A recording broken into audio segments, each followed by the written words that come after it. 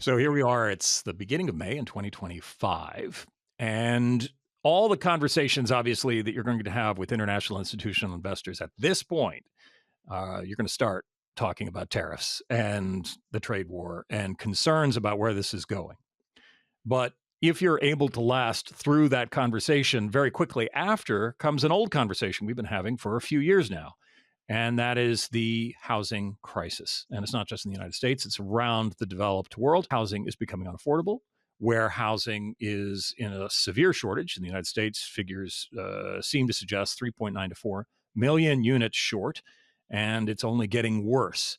And institutional investors see this as certainly an opportunity. Here is demand. So, how do we provide supply for it? And yet, we're still not anywhere near to the velocity of developing enough housing units in the United States to solve this problem anytime soon. And so the questions just multiply. Why not? Why can't we do this? We have capital, we have desire to do it, we have demand for it, and still we can't seem to solve the problem. You are listening to the AFIRE podcast, real estate, technology, cross-border investing, and the opportunities of a changing world. Let's start a conversation now.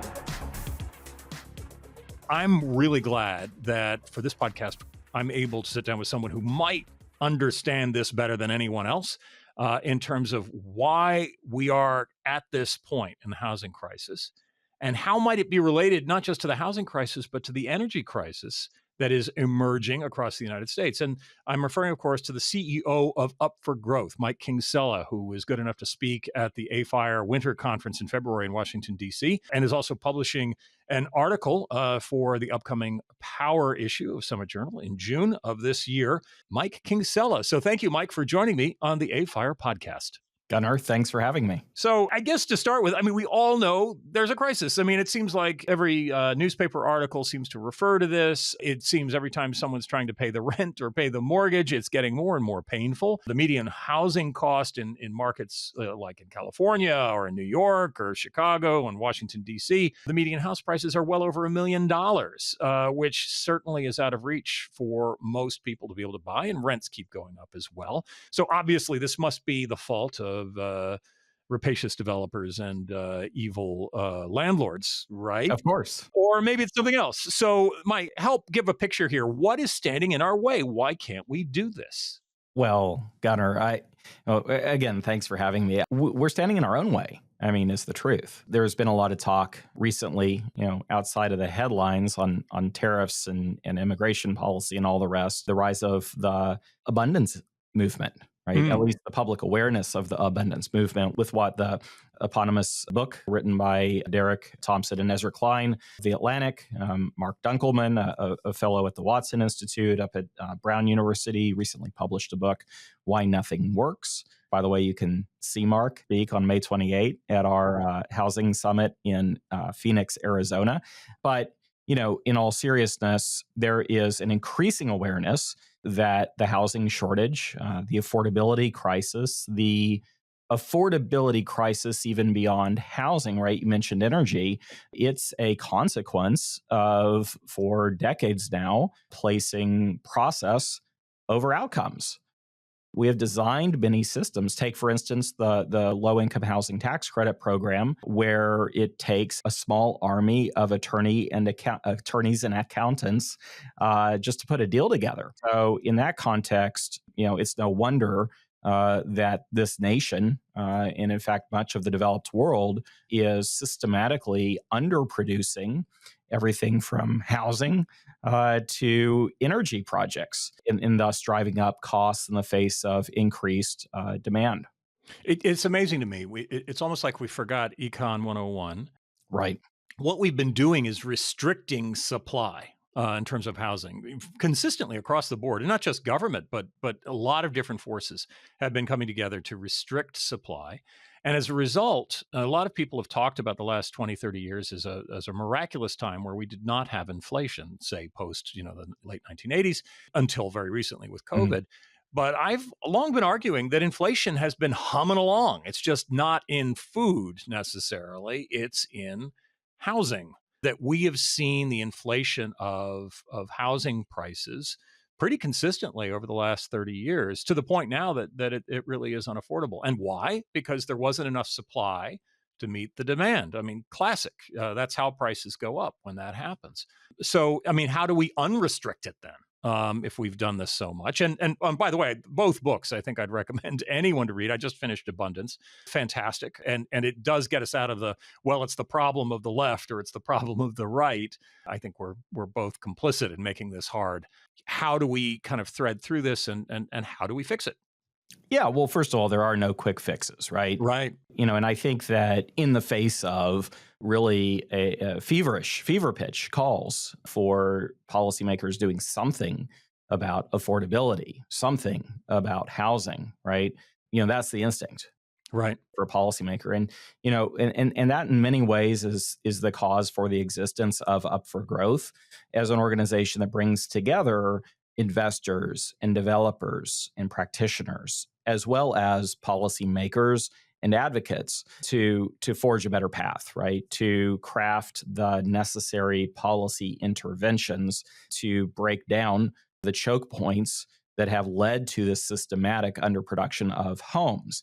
And I want to get to energy as well. But, part of the challenge is that by the nature of our layers of barriers to housing production, we have seen naturally occur across the country the separation between the real market for housing, which I would describe as the marketplace between renters or home buyers and those who produce those assets, versus the financial market for housing, which is predicated on a economically rational rate of return Right. between capital and between producers. Mm-hmm.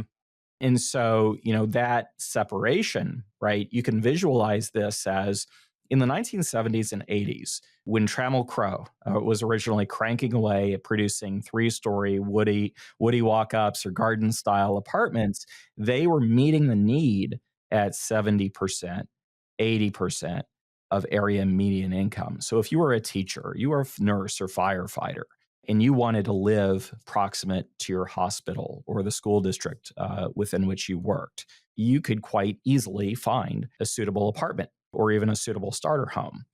The numbers today, and again, I don't want to belabor the stats that this audience clearly understands, but just to put this into perspective, we have seen the median price of a new home, right? Median new home price in America has increased double from 2012 to 2022. The rate at which renters are cost burdened, paying more than 30% of their gross paycheck on rent, has continued to increase to the point where today that number is 47% of all renter households. And if you look at the growth, just in terms of household formation, household growth, from 2012 to 2022, we have seen a 21% increase in the growth of households that are earning 80% to 120% of area median income.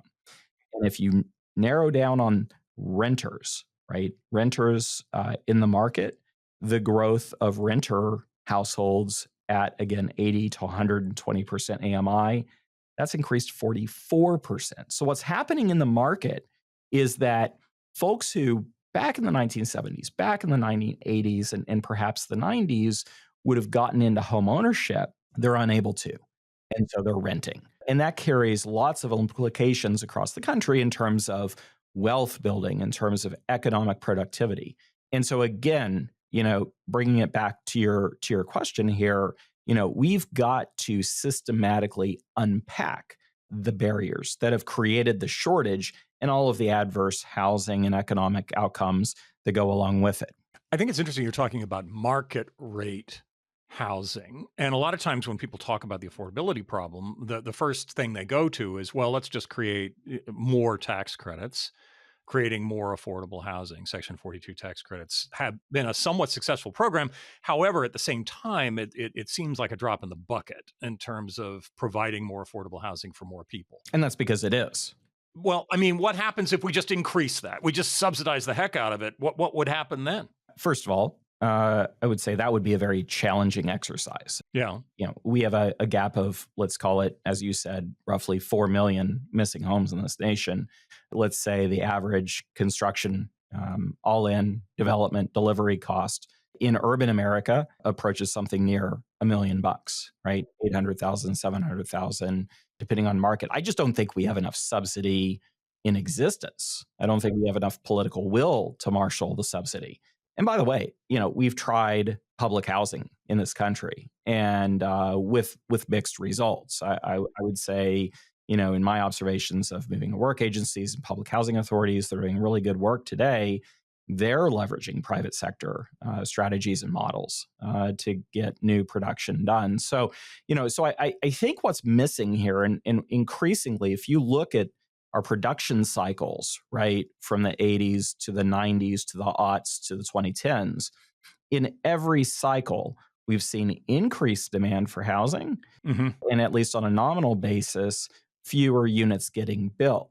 Right? What does that say? That says we have seen an escalation in each cycle of the regulatory and process impediments to getting new homes out of the ground, and thus creating that gapping out effect between the real market for housing and the financial market for housing. And one last thing, I was just on Jay Parsons' podcast, The Rent Roll, and Jay's an incredible thinker and market analyst in the real estate and specifically residential space.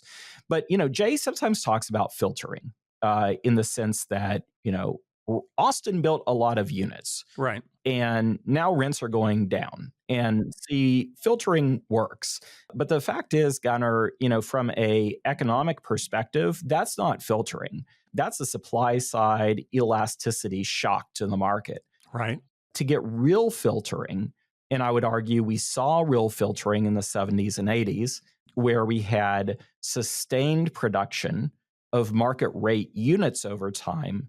And over time, older market rate units, those age, right? Yeah. That is what we call today naturally occurring affordable housing. Right. So to solve the affordability problem, particularly in the middle, the answer isn't let's subsidize a boatload of middle income housing. It's no, let's bend that cost curve and create an environment where economically housing producers can build in the middle, and over time the middle becomes affordable.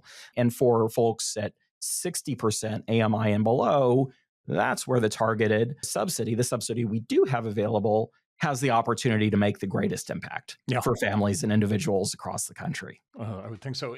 I just came back last week from Tokyo. Beautiful, incredible city, very dynamic. And I've always thought of Tokyo in the past as being one of these very expensive global cities, like a London or a Hong Kong or a New York or a San Francisco for that matter, where only the very well-off are going to be able to afford it. I was in one of the nicer neighborhoods in Tokyo and, fell in love with some of the neighborhoods and the feel and the restaurants. And it was just one of those idyllic places that I'm sure I could not afford. And I looked in the window of a realtor and started kind of doing my calculations on yen versus the dollar for a comparable place to what I have now in Northern Virginia and the Washington, D.C. area, and realized that I could get the same thing I have now in one of the most spectacular global cities in the world for about half of what I'm paying now in the United States. So what did Tokyo do? Is there anything we can learn from what they did that could impact how we think about how we solve this problem here? Well, sure. Tokyo, of course, has almost a national zoning scheme. Very few zones, right?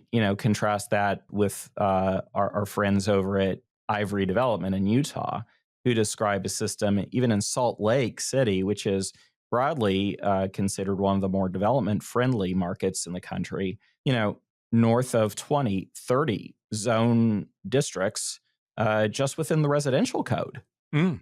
And so if you think about that complexity and the cost of complexity, it does two things. It increases delivery cost and it limits the amount of market participants that can participate. And so I think the beauty of the Tokyo example is that really anything is permissible so long as it can withstand an earthquake. Okay. Basic life, health, safety. and with the certainty that comes with and the clarity that comes with Tokyo's approach to zoning, housing is built a lot quicker, with a lot less friction, and consequently at a price that's broadly affordable. And by the way, there are other differences, right? In many ways, housing is considered a disposable asset Yeah. in Japan. Hmm. And so that carries, of course, some trade-offs that I'm not sure everyone in the U.S. would embrace. Right. But I do think it's a very excellent example of how making a different set of policy choices results in very different economic and on-the-ground outcomes. Well, I think it also reveals that, the economic engines that are these large global cities that are powerful, that people, when they're growing up, they say, I want to make it big. I'm going to move to New York, or I'm going to move to one of these big cities, Yeah, and yet find that it is not affordable to do that. It is almost impossible now for a lot of groups to go there. So New York has been adding jobs at a terrific clip over since COVID, yeah, and yet they haven't been adding housing at the same clip. So you've got this kind of disconnect in terms of how are people going to come and do those jobs, yeah, and how are people going to access the opportunities of a large city, access the opportunities to grow and to perhaps increase their wealth over time because they have new opportunities for new work and everything else. That it seems to me that has to be solved. And it can be solved. You can have a global city. And I agree with you. Obviously, Japan is very different from the United States culturally in terms of how they do it. It looked like every home I looked at around me was less than 30 years old. yeah. It's astonishing. They've doubled, at least the amount of housing that stock that they've had over the last, 20 years. It's unbelievable what you see there, and very different. The other problem too is I do see people talking about the difference between the cost of housing, say in jurisdictions such as in Texas and different areas there versus Northern California. Certainly, there's a dramatic difference in terms of how much it costs just to deliver a house.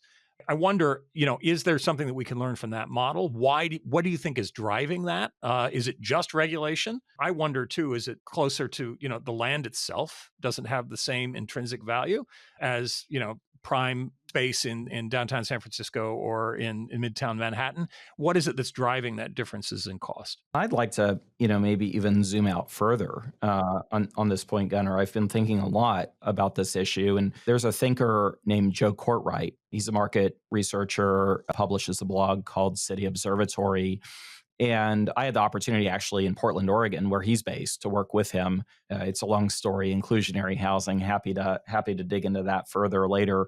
But one of his really, for me at least, influential pieces was an essay he named "A Shortage of Cities." Right, and so I think regulation's a tricky thing.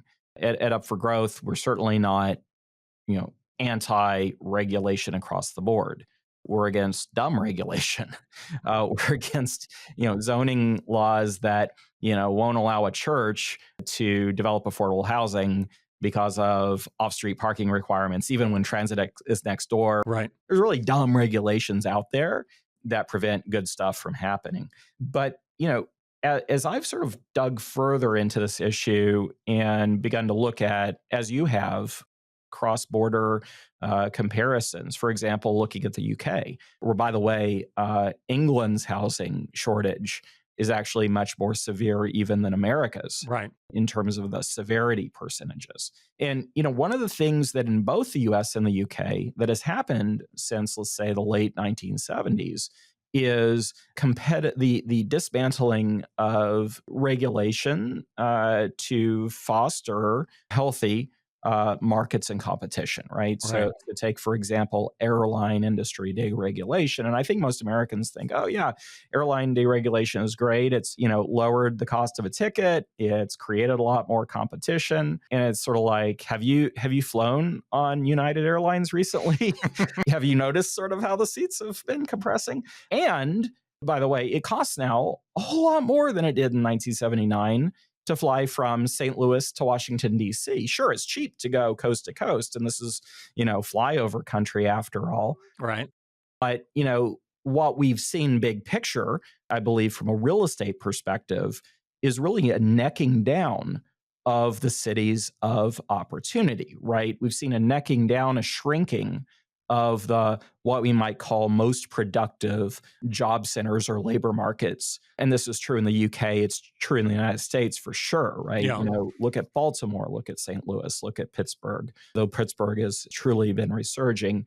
And what you see is that a number of the major employers, the opportunity driving institutions and assets in quote unquote flyover country have disappeared. They've migrated to Yeah. San Francisco, Chicago, New York. And so, we really have two Americans. In the UK, there's a cute phrase, Mississippi wages on San Francisco housing costs. Yeah. And indeed, London is the global city of the UK, and the North is all but forgotten.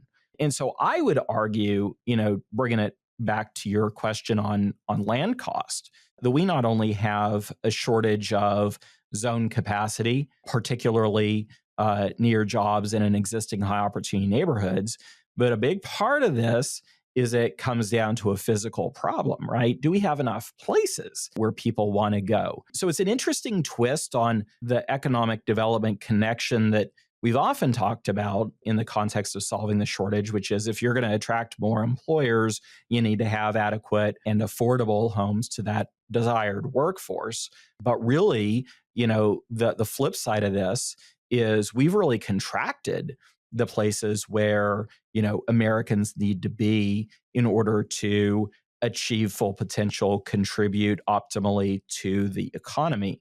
And so I think part of the answer too is refocusing our policy efforts on neighborhoods left behind, cities left behind, in order to solve that housing deficit. So it's not just about tearing down local regulation, but it could also be around new financing instruments, thinking creatively about land supply, thinking about necessary economic catalysts to create essentially more buildable inventory to meet this growing nation's housing needs, and to truly create a place where no matter who you are and where you want to be, there's quality, attainable housing options for you. This is a multivariant problem. There's a lot of issues that have to be addressed at the same time. It requires some subtlety and nuance. This is not solved by a bumper sticker. You're not for or against something. It really is more about, how do we solve these things that have emerged over time that have restricted housing? And how do we address our belief systems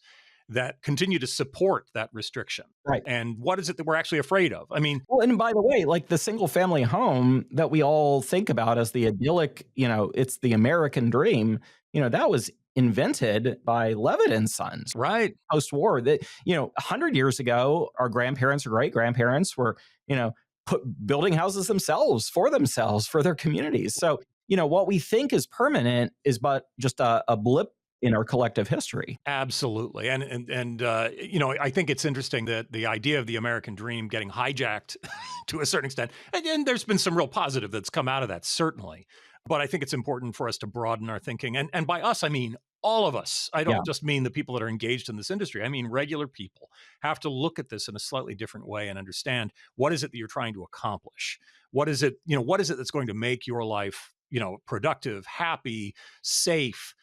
How do we achieve those things? And they don't necessarily get achieved with the same physical model that was perhaps to a certain extent perfected in the late 1940s, early 1950s. That may not actually be achievable in that physical form, but the American dream in terms of safety and opportunity and joy and community, that's all very achievable. It's being achieved, has been achieved throughout history all over the world. It's just right now we're not quite looking at it.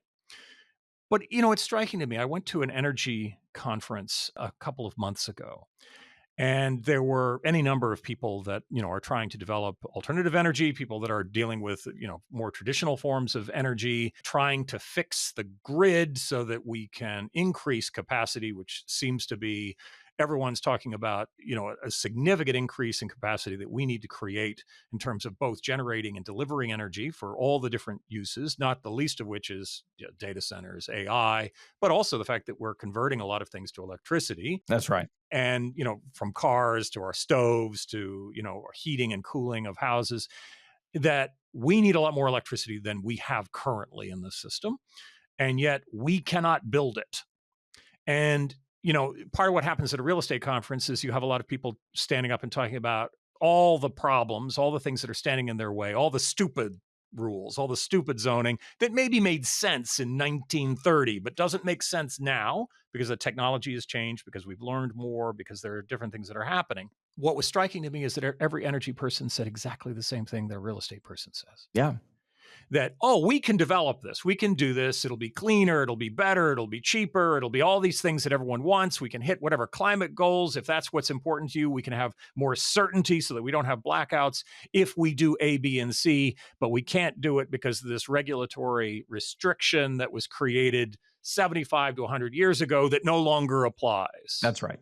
And yet that's what we're having to do. And we have our teams of lawyers and we have our lobbyists and we're trying our damnedest to get those obstacles out of the way, but we can't do it. And so it's really, really expensive. So it was interesting to me because as a real estate person sitting in that room, I was like, oh my God, Yeah. this is exactly the same issue. Yeah. And the more I look at it, and you and your co-authors looked at this as well in terms of the article, it does seem like it's not just that by coincidence we have the same problem. We may be sitting at a nexus here where together we can solve something is difficult for us to solve individually. And when you look at it from the human perspective, right? What are your three biggest costs when you go home and you pay your bills? It's your mortgage or your rent. It's certainly your energy bill. I brace myself every time I open an envelope from Potomac Edison, and it's your transportation costs, right? Right. And I think, these are the byproducts. Like, yes, we had a major housing shortage in the United States coming out of World War II. Right. We solved it through expanding spatially across the United States through sprawl and effectively new towns, right? And we developed a system of, well, growth is going to pay for growth and we're going to impose impact fees. And all went swimmingly, let's say from the 1950s to the 1970s and 80s. And then the music stopped. Mm-hmm. And I think what we've realized is that while those strategies, those tactics served America well in the immediate post-war period, it didn't age well. Right. And I think, too, what we've seen politically is the devolution of housing investment. We've seen the devolution, even, shall I say, policy leadership to the local level. And when I talk to our members who are real estate developers, say folks in Denver, Colorado, it is echoes of what I've heard from developers grousing about less than optimal housing policies, which is we're in the business of building homes. And we're now being asked to comply with energy efficiency requirements, while certainly, if implemented, would benefit the environment. No contractor, no vendor can give me pricing on. In other words, cities are level jumping federal government infrastructure providers to say, we want every new house in our community to comply with almost imaginary environmental standards, right? So we're level jumping. We're putting requirements in place before we have the foundational infrastructure in place to provide it. It's sort of akin to saying, we're going to tariff the hell out of Asia and build all these cars in America when in fact it's going to take 10 years to build that capacity. And so I think, what we really need is to shift our mindset from us versus them, developers versus government, or business versus regulators, and say, here's a shared vision for the future, a vision that's going to be great for investment, a vision that's going to be great for people, a vision that's going to be fantastic for the environment and for the economy. But we have to lean in together in a private-public partnership and invest in our own ways in that shared vision of the future. And again, get away from this pitting the current day reality against a desired future and therefore doing nothing but treading water. If that makes sense. It makes total sense. And it also suggests that one of the mistakes that we're making right now is we're kind of pointing our fingers It's not my industry, it's your industry. It's not my sector, it's your sector that has to solve this. That's right. And it really is a joint project. So yeah, I can make a building at really, really efficient. And, we can do all these new technologies that by the way, real estate, I think over the last 20 years has done so much more than people realize around sustainability and efficiency. Absolutely. I mean, it's really amazing. I mean, USPBC, Yeah, LEED certificate, that right. was industry driven. Absolutely. And there's stuff that is standard today that 20 years ago was seen as just some crazy idea that a bunch of hippies might have had. We're Right. doing this standard. It's really amazing. Yeah. But at the same time, the electricity that we're drawing from the grid is coming out of a carbon source. Right. And not only that, because the grid is inefficient and losing energy like crazy from the source of the creation of the energy to us actually using it, that we're not going to really get to where we need to get to unless we're working together. That's right. And frankly, the energy providers and the grid providers, they can't infinitely expand their grid to get there. So we have to be thinking together in terms of how do we localize things? How do we share resources? How do we co-generate in an intelligent way, not necessarily just, hey, go crazy and we'll pay you for the energy, but how do we work together so that we're creating reliable energy source that when you're buying a home or renting a home, realizing, of course, that you're not just getting a box. You're getting a box plus access to energy. You're getting a box plus access to resources and community. You're getting, connected into something. It's not just the box. Yeah. And, those of us that work in the real estate space, we can't control everything that you're actually buying into. No. We can influence it, especially if we're working together. Yeah. So, when we think about if we are starting to work together across these sectors, in this incredible world that I'm hoping that we are working towards, both on the industry side as well as the government side. What is it that we can do? It's not just, business as usual in terms of, asking government to hurt us less or, please get rid of this regulatory piece that has been around for 100 years that isn't helping us anymore. We need to do that. But it seems to me that we need to ask for something bigger. We need to be thinking bigger in terms of how we're going to work together. If you were, and you are doing this today, whether it's, at the local level or at the federal level, what is it that we as industries need to ask the government to do? How do we think about what we want our partner to do to help make this successful? And I think it's more than just get out of our way. I think there's something bigger than that could help us get to what we're trying to get to. Well, I think that's absolutely right. And maybe I'll try to answer this question in two parts, because I suspect many of your listeners are, boots on the ground every single day, just trying to get housing built or real estate built writ large. And so, going back to the conversation about the evolution of leadership, right? And cities have all this pressure, climate goals, federal government's not doing enough, or not able to do enough. So we have to step up, admire the chutzpah, admire the leadership. But as a practical matter, it's very easy to make a bad policy bargain, right? Sort of to say, I'm going to, do all I can for the environment, which ends up harming broader affordability in that community. Right. So what are some approaches? And this is where I think it's the partnership mindset that wins. So in California, of course, major housing shortage, major affordability crisis, a lot of talk of inclusionary housing policies to get at mixed income and leverage the private sector to build affordable housing. Great, right? When it works, it's economically rational. When it doesn't work, it's an unfunded mandate.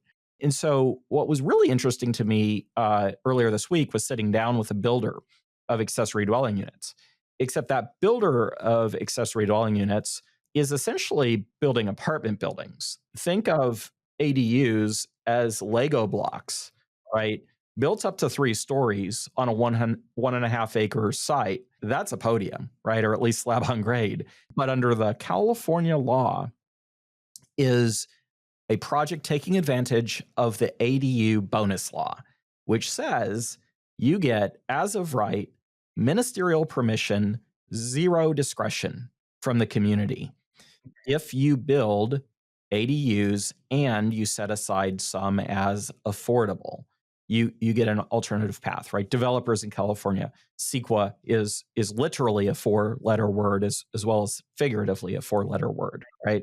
I think CEQA is a thing in California. There is no CEQA under this path for development, and it's brilliant because it is how the state of California, the city of San Diego, where this deal is happening, has figured out how to align interests in a way that really maximizes efficiency of land use, which accrues to the environment, and getting cars off the road, and land conservation, how to deliver affordability, and how to get more projects out of the ground faster. Take the multifamily density bonus law, another good example where the law was revised in 21 and again in 23, and Up for Growth worked on the bill that expanded this back in 21. So we're personally very happy about this. We've seen the projects using the density bonus law across California go from 11% to 24%. So now, instead of 11%, bigger buildings and bigger buildings with affordable units within them, we have 24% of production using this tool, delivering bigger projects, delivering more affordable units. And so again, I think these are very, very helpful illustrations of what can happen when the development community, whether it's housing, certainly energy falls into this bucket as well, when it is a partnership and a co-solution solving, process with the public sector on the same side of the table. But zooming out, I think there are bigger conversations. One of the things that we're doing at Up for Growth is really looking hard at how much public land is available across this nation, right? And I'm not talking U.S. Forest Service or BLM. I'm talking about infill. Think of the post office distribution centers, Amtrak land, post office branches, schools even, right?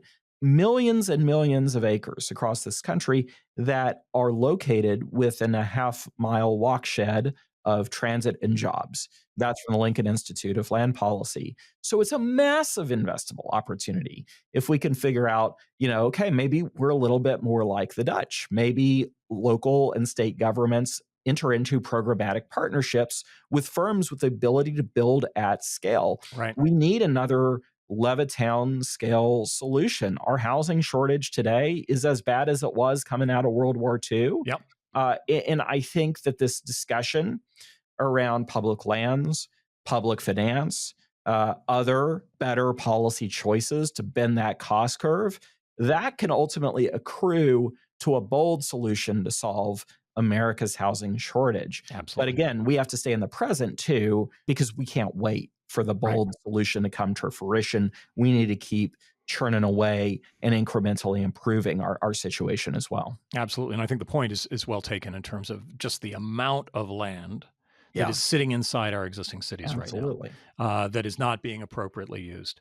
That's the opportunity. I think, again, for us to build more roads at this point to get out to land that's, the hours away from a job center is not practical. It doesn't make sense. And given the difficulty we've had in terms of getting people to come back to the office after COVID, I don't think you're making it any easier if you're creating housing that's even farther out from where jobs are.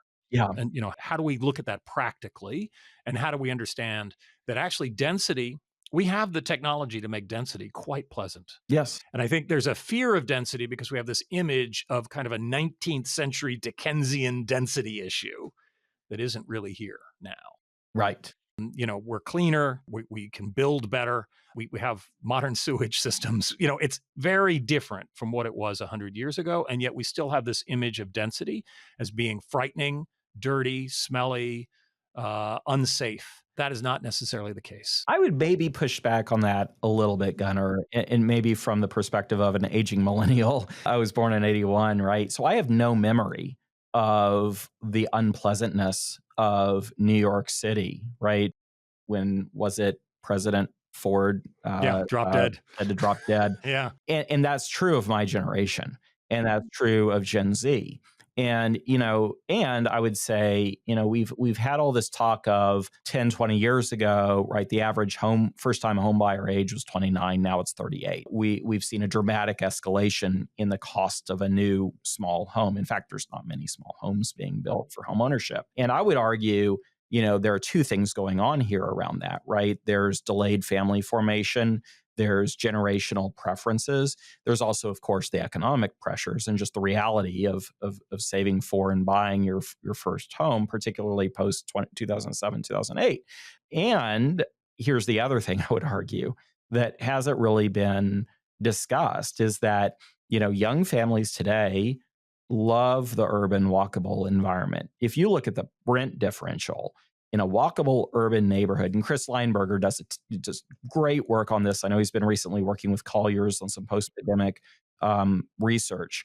The walkable urban price premium or rental or home ownership, whichever, is massive over the drivable suburban counterpart. And not only that, Cushman & Wakefield has made the point in a recent report that those neighborhoods are where the bulk of the GDP is coming from. So it's not just where we want to live, it's also where we want to work. Well, and by the way, that's the other part of the earlier story, right, around the necking down of neighborhoods of opportunity, right? It used to be that about 30 cities in the U.S. generated about half the U.S. GDP. Now it's 10. Yeah. I think you call it the sexy six in your report.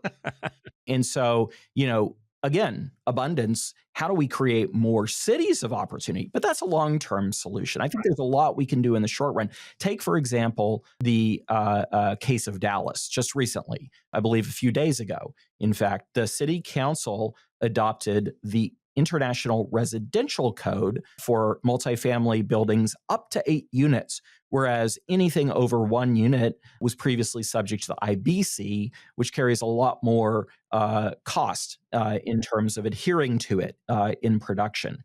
And that really starts to get at small starter home product in walkable urban centers like Dallas. I love Texas. They're doing a lot of great stuff down there. And I think there's an opportunity to further chip away at this, right? Yeah. Another example, if you're a builder of missing middle, which has been now legalized in 16 states around the country, most recently Arkansas, you can't find equity to build to a residential for sale exit. You are subject as a small builder to ordinary income tax, 40+%. Right? Why would you do that? Why would your capital partner accept that? No, what folks are doing are building rental. And again, I'm all for it. Rental's great. But if we want America to continue to be an ownership society, we need to take another look at the policy trades that we've made incrementally over the past 60, 80, 100 years and say, are these policy choices still serving us? And I think there's a lot we can do on the short run side to make clever policy trade-offs to boost production. But at the same time, we can't take our eye off the ball in terms of the long-term vision. And again, this is a crisis of our own making that we've dug ourselves into over the past 30 years. We're not going to solve it overnight, but we need to, on a sustained basis, focus on how do we continue to crank up that production and net new supply of homes, because that's the only way we're going to get back to a market like we had in the 70s, where you had the market building vast majority of rental and ownership housing, and we had enough subsidy to build the homes that the market couldn't, right? So it's a long-term project. A long-term project, but certainly doable. This is something that can be solved. I don't think we need to throw up our hands and say it's impossible. And a lot of it's free. Yeah. We're not talking about subsidy here. Right. No, that's the key here. I mean, unlocking some of this could be really powerful and really kind of change the game in so many different ways. And that gets me excited. Unfortunately, we're running out of time. I think we could probably have this conversation for a few hours because there's a lot of detail to this and there's a lot of great work that you and your colleagues at Up for Growth are doing in terms of opening up the discussion, not just with real estate people, but with government, with individual people, with regular people on the street. And I think we need to continue this conversation. So I hope that you and I will be able to do more of these interviews as we continue to have this conversation from the institutional and the global institutional world, as well as what you're doing. So we've been speaking with Mike Kingsella, Kingsella. He's the CEO, of course, of Up for Growth. I encourage everyone to take a look at upforgrowth.org, I believe, and see some of the work that's being done there, some of the incredible research, and some of the incredible kind of thinking around how we solve for this. So thank you so much, Mike, for joining me on the AFIRE podcast. Thank you, Gunnar. You have been listening to the AFIRE podcast. Remember to subscribe on your favorite podcast subscription service, such as Apple, Spotify, Google, Stitchers, and others. AFIRE is not engaged in providing tax, accounting, or legal advice. No content in this podcast is to be construed as a recommendation to buy or sell any asset. Some information included has been obtained from third-party sources considered to be reliable, though AFIRE is not responsible for guaranteeing the accuracy of third-party information. The opinions expressed are those of its respective contributors and sources, and do not necessarily reflect those of AFIRE.